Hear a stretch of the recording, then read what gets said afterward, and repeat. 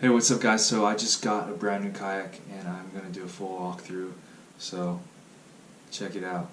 So this is the Perception Pescador Pro 10.0. So what I'm going to hit up first is I'm going to talk about all the specs and all the details and everything like that. Just everything that goes on paper, just so for those of you who are looking into buying a kayak, you know exactly what you're going to get.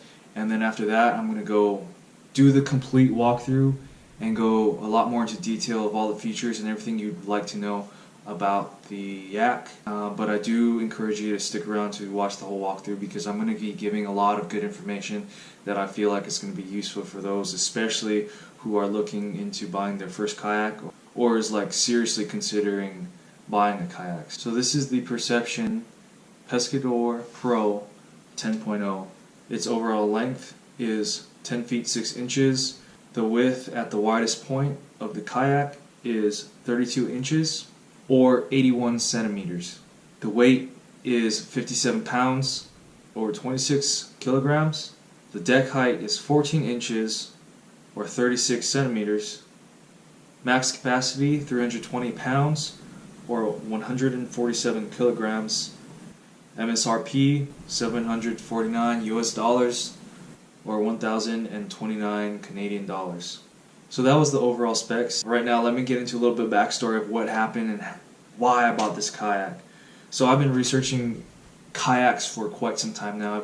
I've always thought it was really cool to be fishing off of a kayak, and I know it's been growing greatly over the past few years. Up until yesterday I had my heart set out on the Pescador 10, which is like the model below the Pro model that I have right now. So I'm just going to call it the 10 from now on, and I'm going to call my kayak that I bought the Pro model, because I'm going to be referencing the two of them a little bit.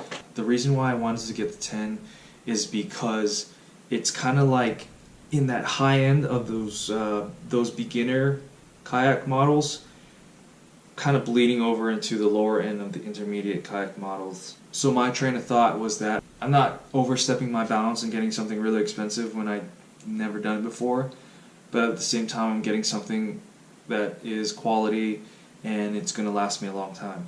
Literally the morning of the day that I bought the Pro, yes, I said that right, that morning I went fishing and I skunked hard. I was walking to my truck alongside the road, all defeated, and this guy in his truck rolled up next to me. I glanced back to the bed of his truck and I saw a kayak, and I was like, damn. And I let him know that I was in the market for a kayak and I've been doing a lot of research lately, and he told me two things that really stuck with me. He said, one, I wish I started earlier, and two, I wish I bought this kayak the first time, because apparently he bought a couple other kayaks prior to the one he currently owns that were cheaper, and he wishes he got that one from the get-go. So that got me thinking. The 10 is a good all-around kayak, but it's not really geared for stand-up fishing. I mean, I'm sure you could, it'd just probably be very difficult. Where the Pro model is marketed as a stand-up fishing kayak. So yeah, I got the Pro. I upgraded. So that was a little bit of a backstory of what happened yesterday and how I went about changing my mind the last second. And I think I made the right decision. Let's go check out the kayak. It's in the backyard right now. It's not really in the backyard. I already did the walkthrough. I'm just recording this after. But according to this video, we're about to go outside right now, do the walkthrough. Let's go. Alright, so starting from the front, we've got these handles here. These are replaceable, of course. One difference between this kayak and the Pescador 10 has it's a molded handle. So I think I would prefer that, just because you know that's never going to break, even though this handle is pretty sturdy. And if it does break, you can replace it. I think I'd still rather have the molded one, but that's okay. One key factor of why I like this kayak so much is all of the deck space. In the Pescador 10, they have the lid here that goes into the hull, and I just don't see hull storage as something that's practical. If you were to need anything out of there, it'd be extremely hard to reach. You'd have to lanyard everything down, or else it's gonna just roll to the back of the hull. So I really appreciate this. This has this this bungee cord here with this mesh net, and it is adjustable. So if you have something bigger, it can fill out.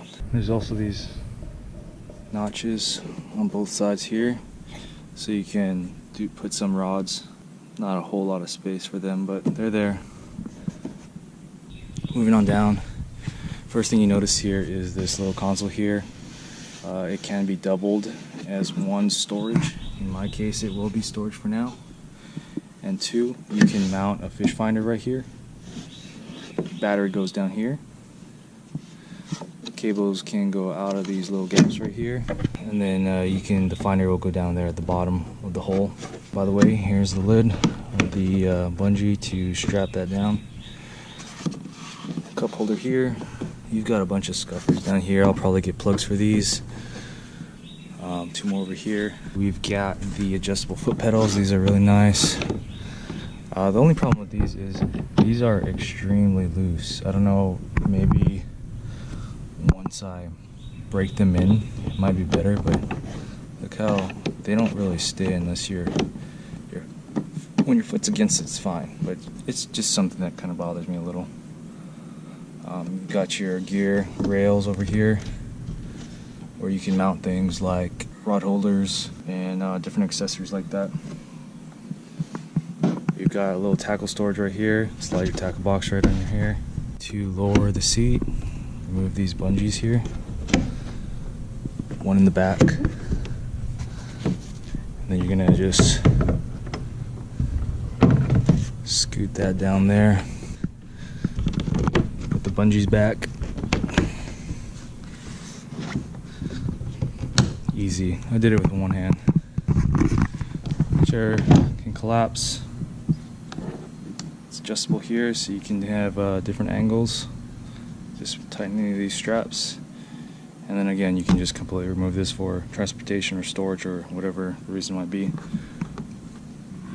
When this is in the up position, you may have noticed there's a really good amount of storage. Got a bunch of tie down anchor points here. You can put your lanyard for your kayak, or maybe your fishing poles, or maybe some pliers. You have these indents here that's molded in, and these are the handles.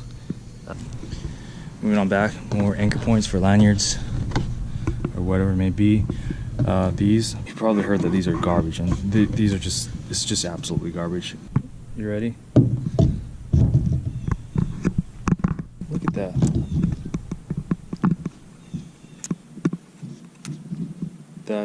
That's just ridiculous. Right there.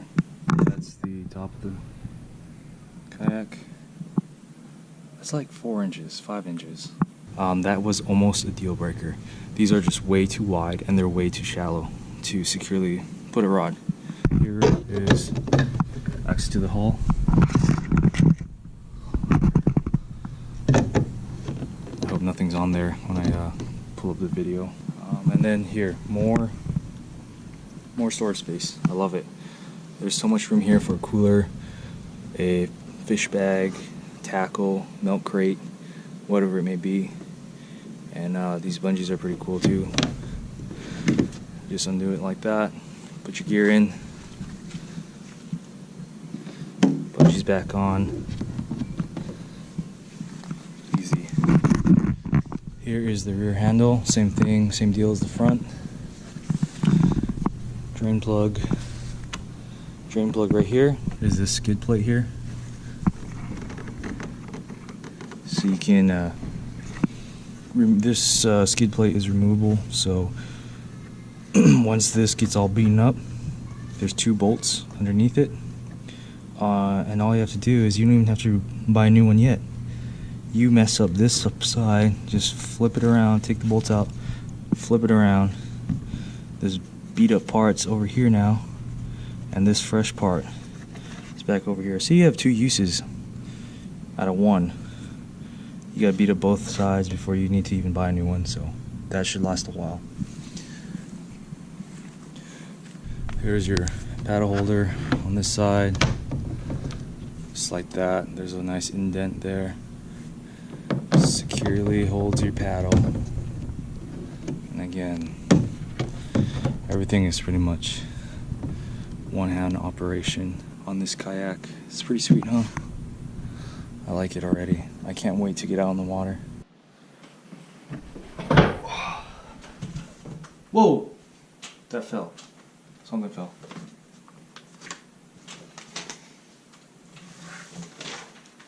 Alright, hope you enjoyed that walkthrough.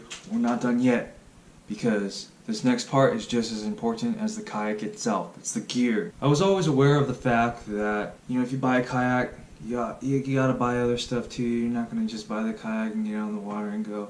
I knew that, okay, but it doesn't really click into reality until it hits your bank account, just like anything you buy, right? That was the thing. I was like, oh my god, this is costing a lot more than it should. But that's just part of it, man. Like, you have to get the right gear. You don't want to skimp out because, it could potentially be life-threatening. The 2 most important things, and these are like absolute must, you need to have this to go out on the water. Number 1, it's the paddle. Makes sense, right? Yeah, but seriously, the paddle. Even if you have pedals, you're gonna want to have that backup paddle just in case you have a mechanical malfunction in your pedals. So the paddle I got was the Magellan Fusion kayak paddle. This is a 90-inch paddle, or 228.6 centimeters. It is 41.6 ounces, or 1.18 kilograms. It has an adjustable fiberglass shaft. It has fiberglass reinforced composite blades, and it went for $50 at Academy. So here's the thing about paddles. During my research, everyone has said buy an expensive, good quality paddle.